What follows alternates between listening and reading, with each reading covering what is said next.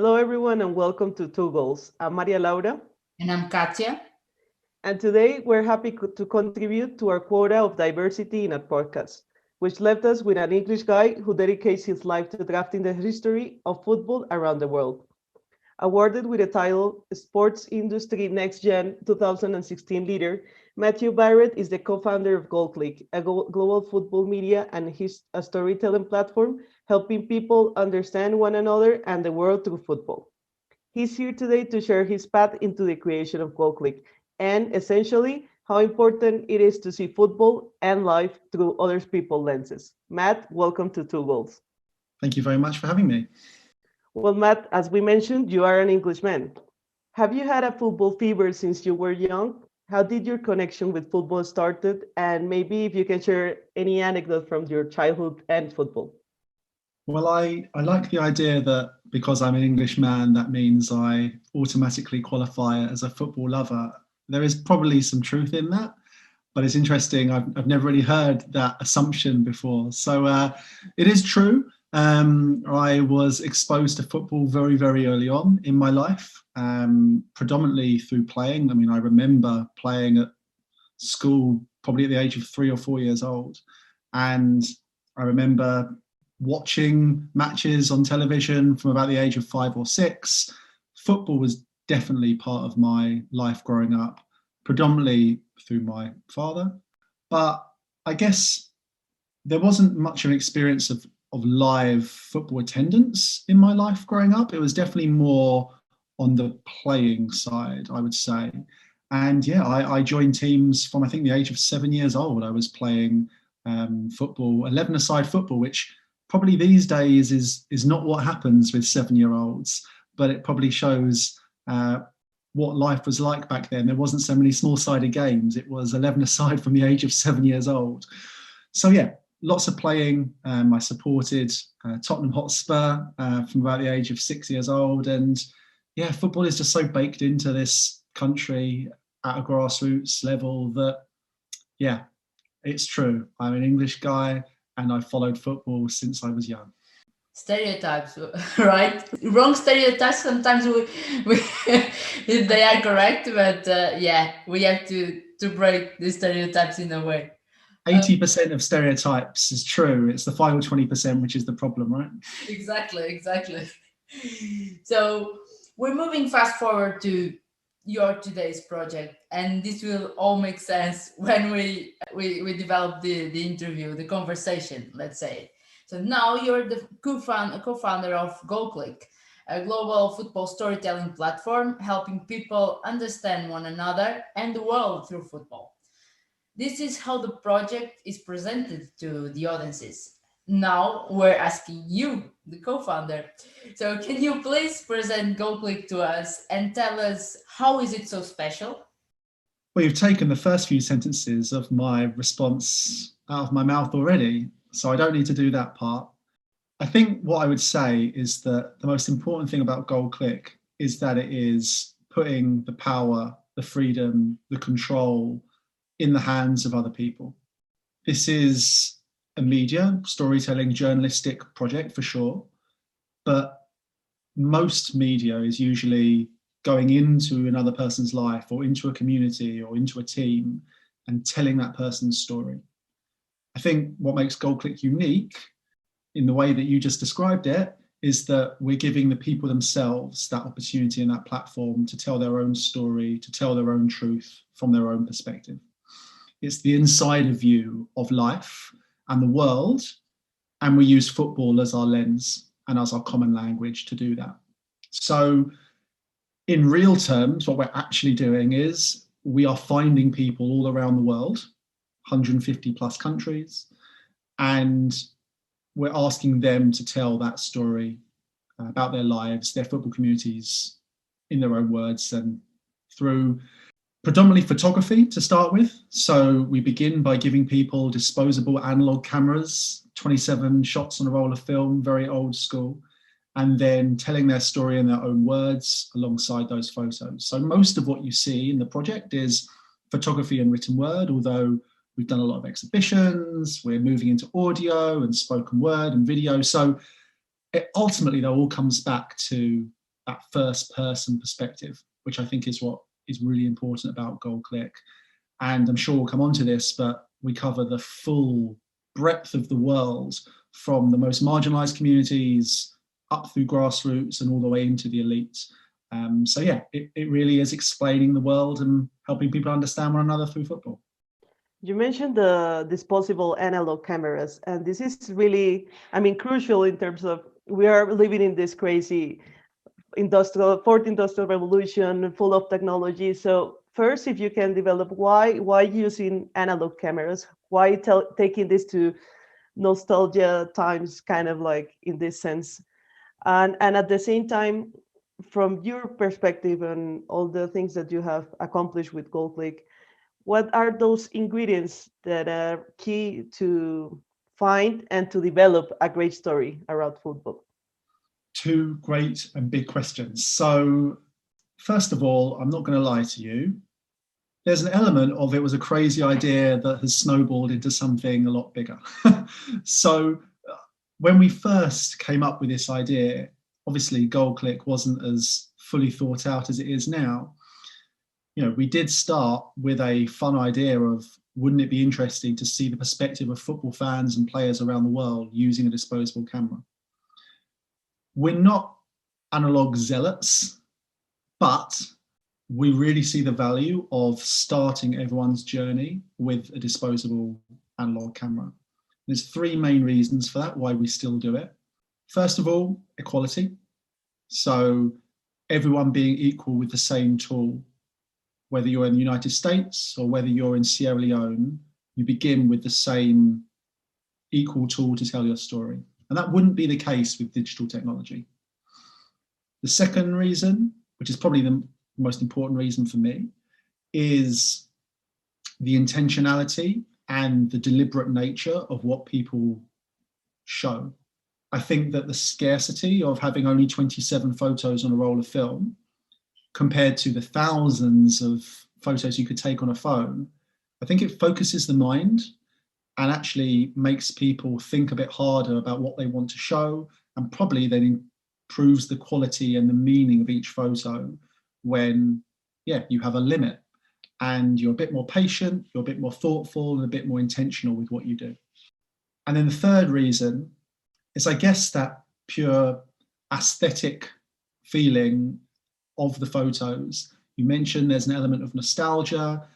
Certainly the look and feel and the graininess of those photos are quite powerful, but also you get quite a sense of rawness, imperfection, an overused word, authenticity. It feels very real because these cameras get you into the real heart of someone's world. Whereas sometimes with digital technology, people can pose, it feels a little bit more frivolous and staged maybe. I think what these cameras do is they get you really close to people in a way that maybe smartphones don't. So we will always start our storytelling journey with people with a disposable camera. However, it is the start point. And I think personally, the written words alongside those photos are just as important. And I think in time, as we're starting to move into audio and potentially video, which will be used in digital technologies, there's a place for all of that. From a pure photography perspective, we like starting with disposable cameras. Your second question was about what makes a good story.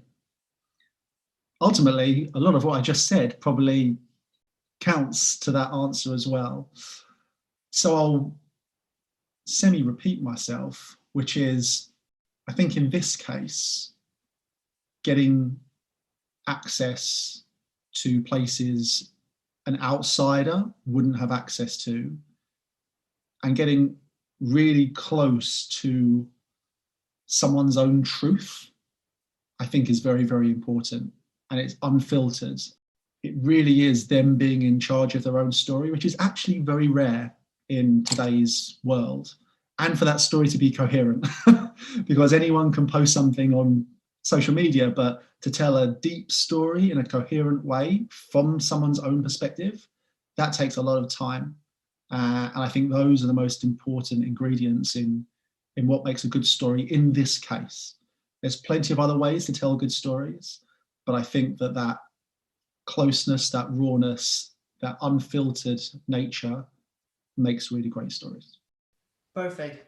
And every story is a great story, right? I think so.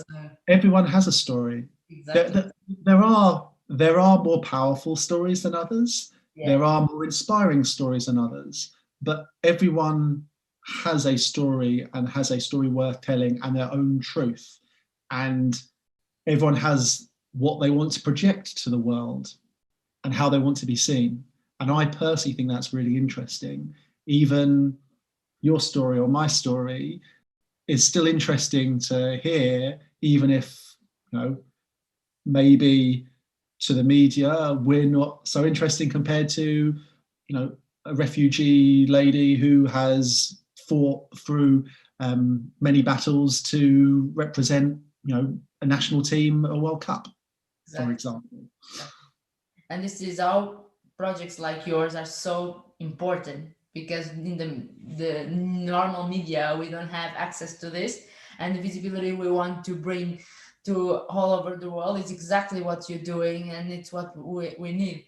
And I have to say one thing, that one sentence that is in my head still now, or an expression is the sense of imperfection. What you said, that is exactly what I think we want in this new world. Everyone is perfect. Everything has to be perfect. You need to be perfect to reach, to be a professional player, to reach a position, etc., etc. And actually, when you have the sense of imperfection, sometimes is where you can see your true self. And for me, this was the perfect imperfection that we found here. So, but let's get back to you here and your past, that is actually very well connected with your present. At least we think so. Let's see if it's true. So you studied modern history at Oxford University in 2007. Your object of studies was focused on the relationship between sports, politics, and war. What you studied is absolutely inherent in some of your GoalClick stories. Can we say that this was one of your inspirations to start the project? And how much of what you studied is still present today? And if you can, could you develop on the role of sports as a tool for peace? For sure. So first of all, just to round out the last question, being perfect is pretty boring, and if anyone says they're perfect, they're lying. So we can just lay that to bed. Yes, there is definitely a thread that runs through all of my adult life, from studying history at university and specifically focusing on sport as a lens through which to see politics, society, culture throughout the 20th century. Clearly, there's a huge connection to what I've ended up doing and creating with GoalClick. It's no accident. When I was about 18, 19, I had those two things quite separate. Academically, I loved history, and I was particularly interested in military and political history. And on the outside, I loved sport, and I played and captained and followed. I'd never connected the two. And it was only probably in my second or third year university that one of my professors said, "Have you ever thought about connecting the two?" To which point I'd said, "No, but maybe I will now." So over the next year of that, I started trying to make sure that whatever I was studying, I found what the sporting angle would be, and ended up writing a thesis on sport in the British Army in the Second World War, which was amazing. And yeah, I guess it triggered in me this sense that whatever was happening in the world, whether it was in a conflict in another country or even something closer to home, it was really interesting to look at changes in society and politics through the lens of sport.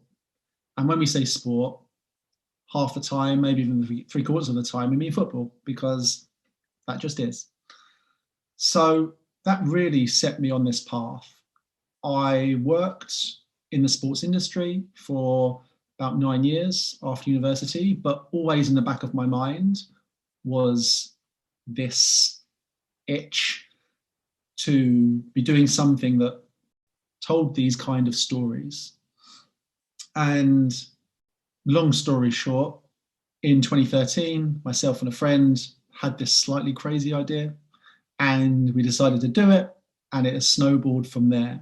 And almost at exactly the same time, I was starting to discover the world of sport for development.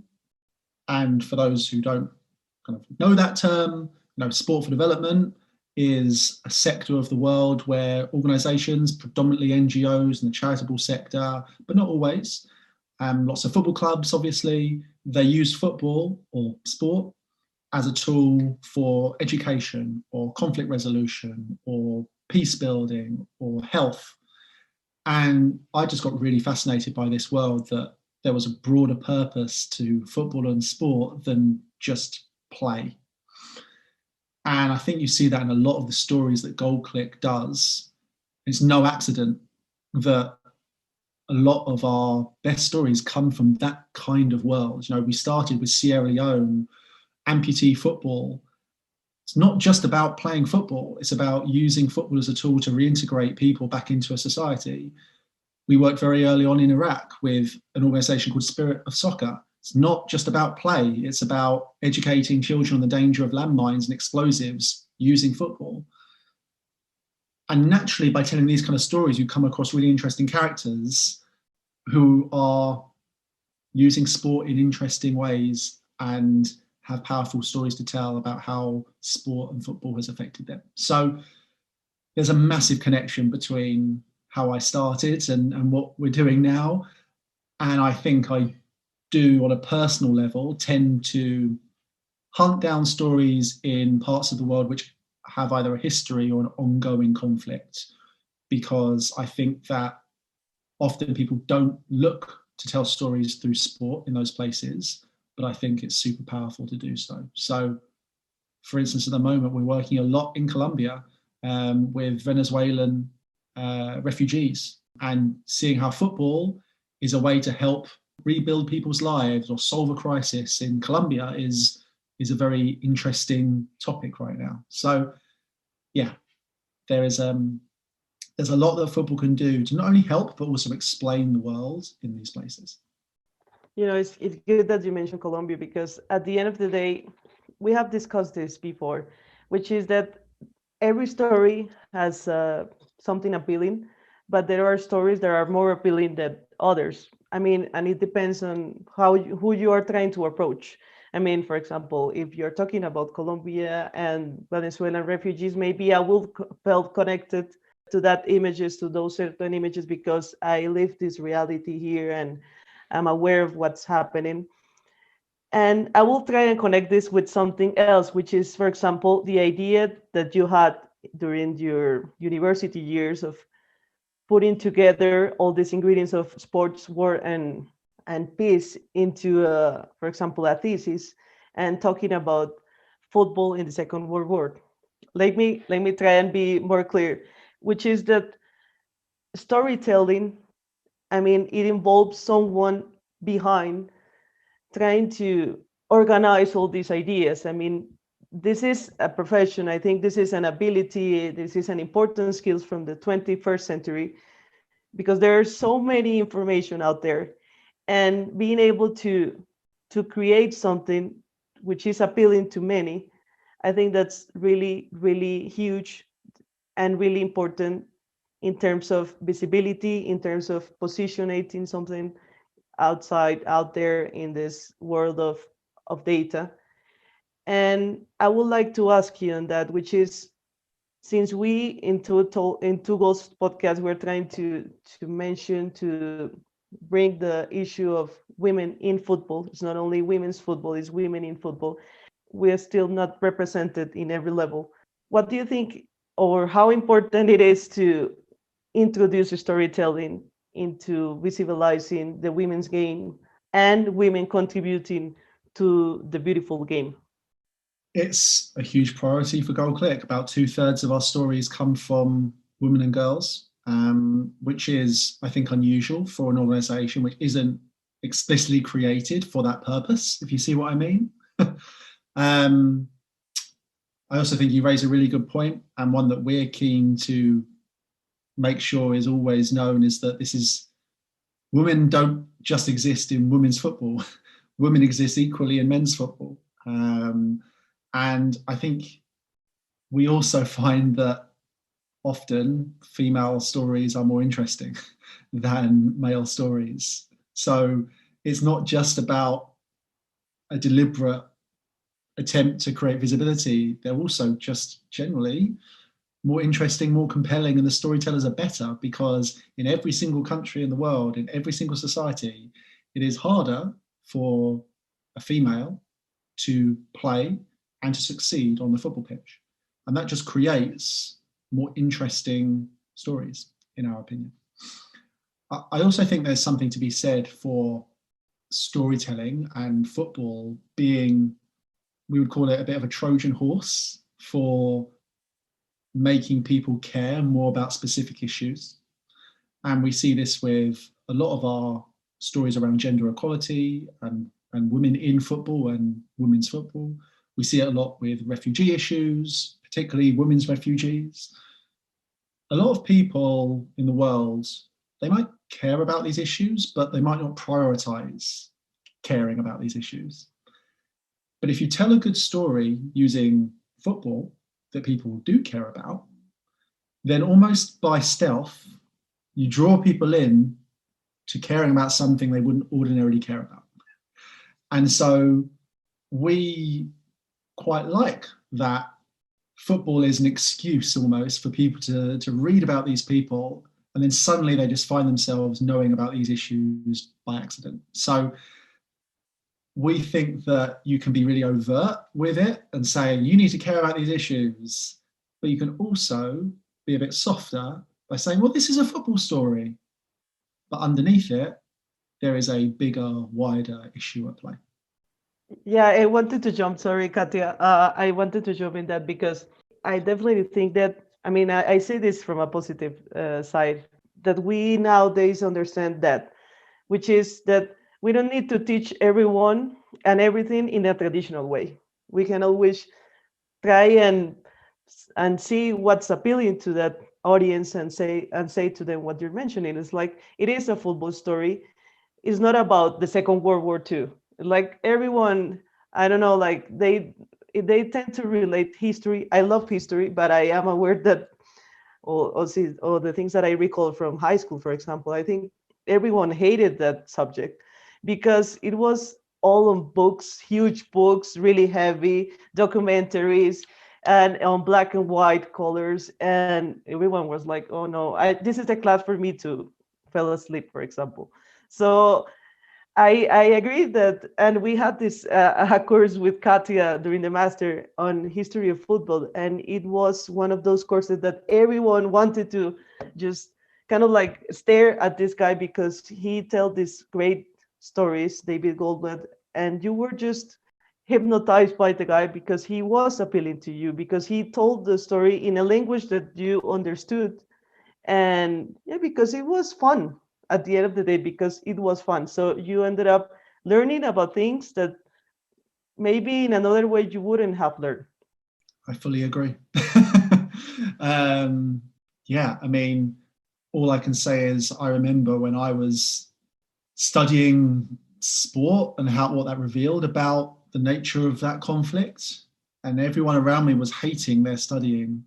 And I was, oh, I get to read another book from a footballer about his experience during the war. This is brilliant. Oh my God, he was playing in matches just behind the front line in Italy. This is fascinating, you know.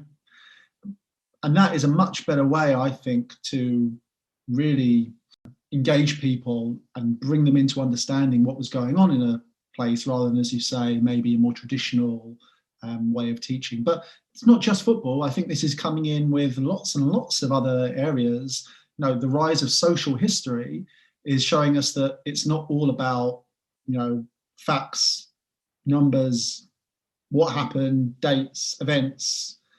There's lots of imaginative ways you can bring a story to life. And football and sport is one of them, but there are so many other ways of doing it. Exactly, it's exactly that. And adding what Maria said, or trying to connect, is exactly that. I have a history, humanities background, and I never saw a classroom so interested in one subject as it was with our class. Of course, I think the professor helped a lot, or was the main star, I would say, because it's the way you tell the stories, right? It's the way you, if you are passionate or not with the subject. And of course, I will leave here, please check out David Goldblatt, everyone who is listening. Even if you don't like to read, you will look to the books and you will already be discouraged by the amount of pages. But I promise you will be fantastic way to understand the world. It is something like that. It's not a football book. It's a football and world history book. And also through GoClick is the same. You're visiting the website. You can present website that is about football, let's say, if you want to attract someone. But when they start reading it, they will find something behind the words that is much more than football, and it's important. And I think when they are connected, they will try to know even more. I will end my conversation, but I have to leave here one tip, that is, although we need people, when we tell these stories, they want to know more. Unfortunately, we don't have a lot of books, a lot of pieces, articles about it. And I'll try to connect this to the next question. That is, one of things that is lacking is information about women's football, or the past of women's football. And if we don't recognize what happened in the past, which was the prohibition of the game, we will never understand what is happening now and what it can be happening in the future. And we need more information about that. I know, Matt, you're a lucky one, because in England you have a kind of movement that is starting and you have some information, but around the world we don't have it. And it's more than needed right now to understand and to progress in the future, I think.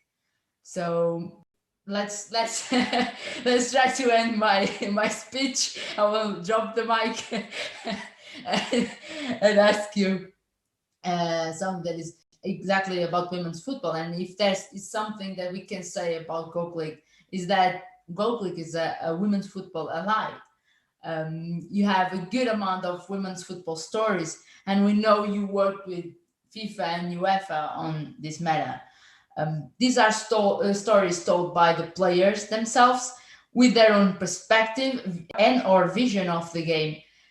And through these stories, you're playing the visibility card in the game, which is exactly one of the keys to develop women's football as we know it.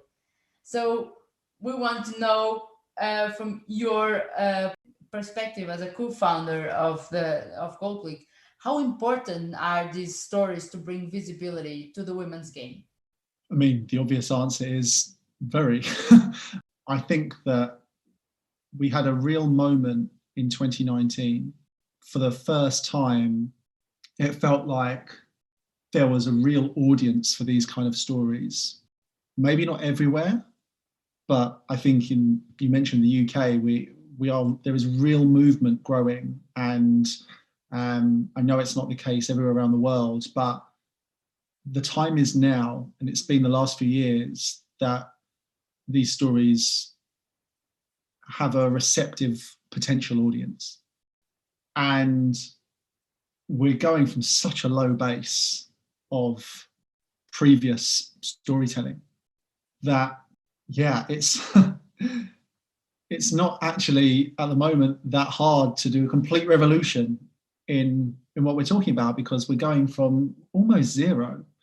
And yeah, I just hope that more countries follow the lead of the UK and the US, and more media companies are created, and more people are wanting to be journalists in this field, and more people are wanting to create initiatives that prioritize women's stories more than they have been in the past, and we get up to an equal telling of both men's and women's football.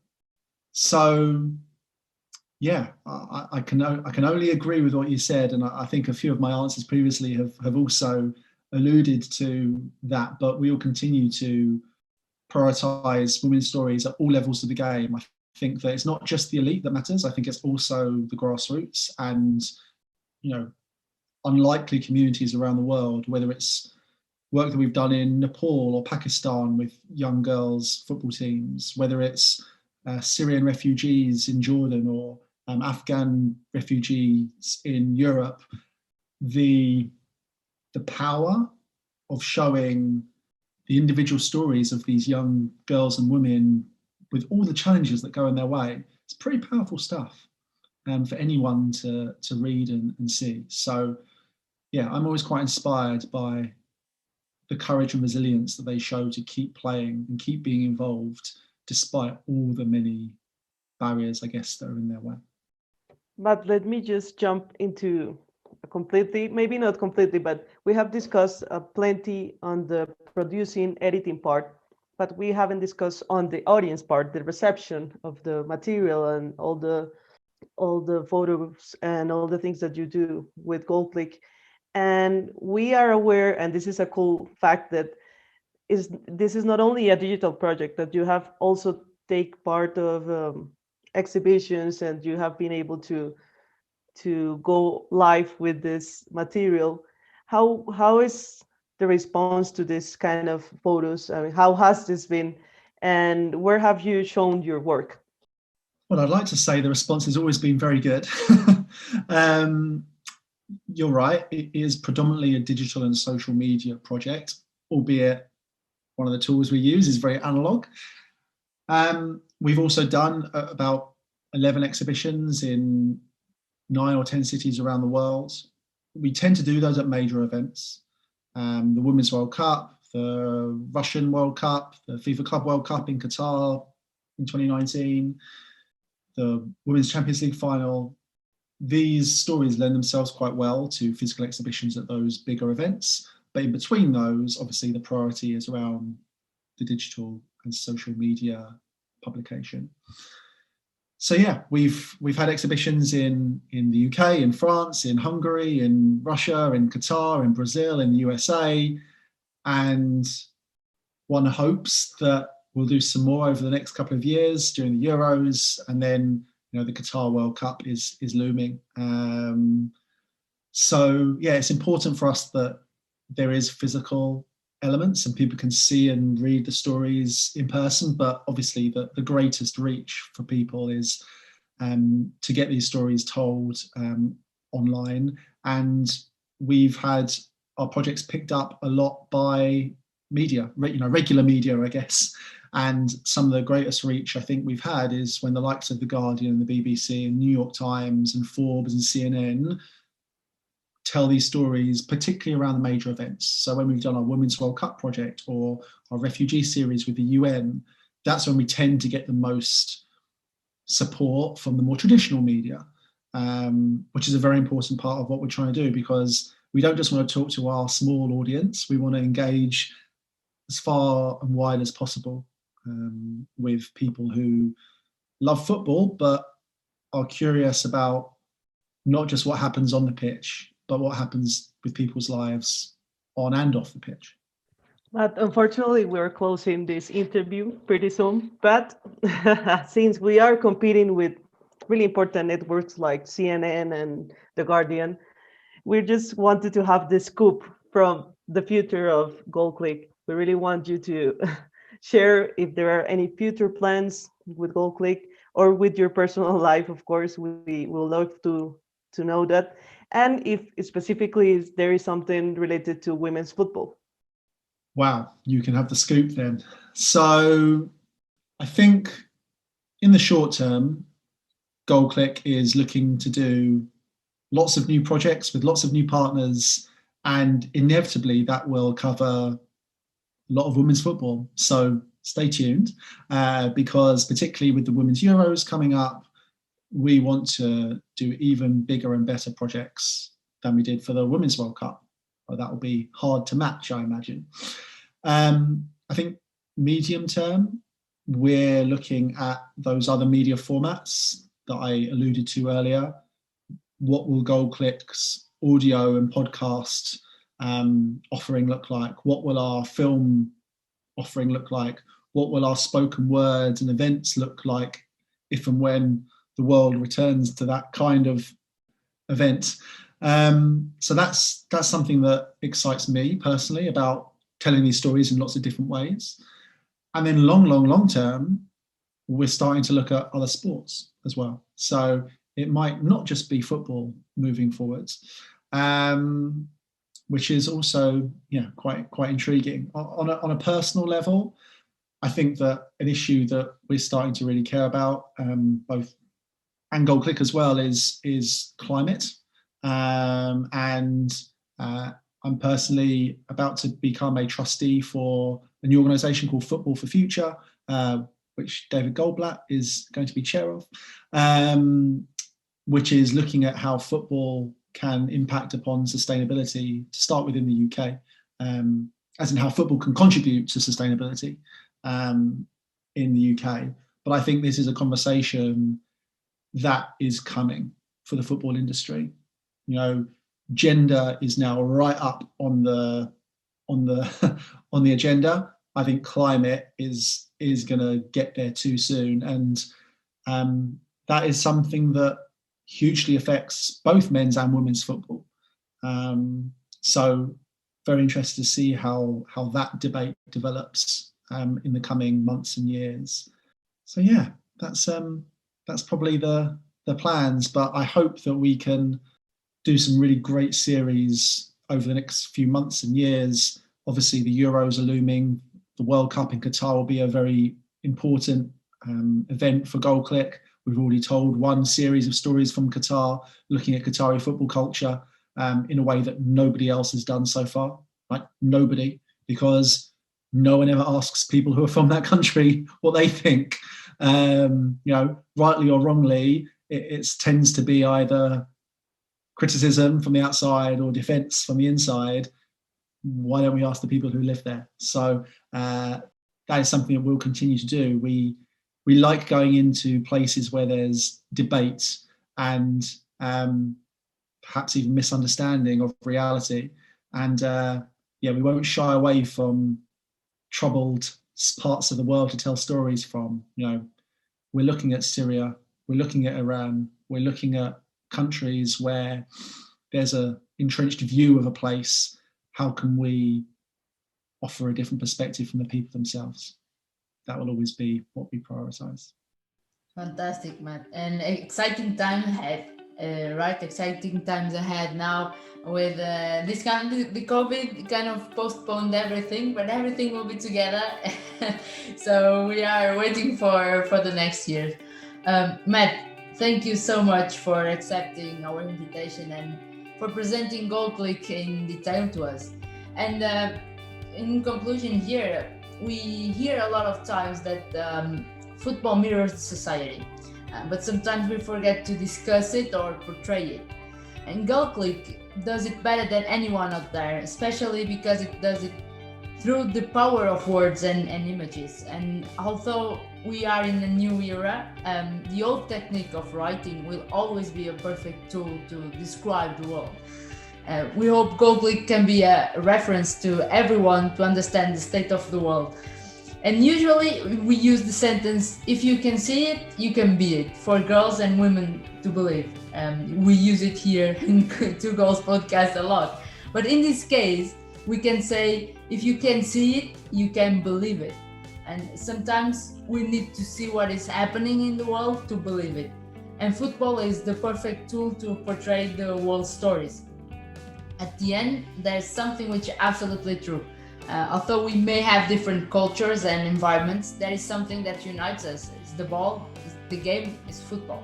So through GoalClick, we can confirm all of this. So Matt, thank you for being here with us. It was my pleasure. And please, anyone who's listening, feel free to check out our stories on our website, goal-click.com, and Instagram at goalclick.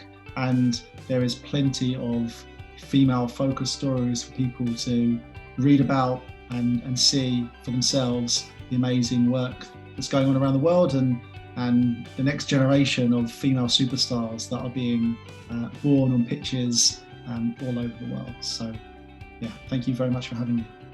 Fantastic, thank you. And to all of our audience, don't forget to listen to us on podcast platforms, on YouTube, and also follow us on Twitter and Instagram with the name 2 Goals Podcast.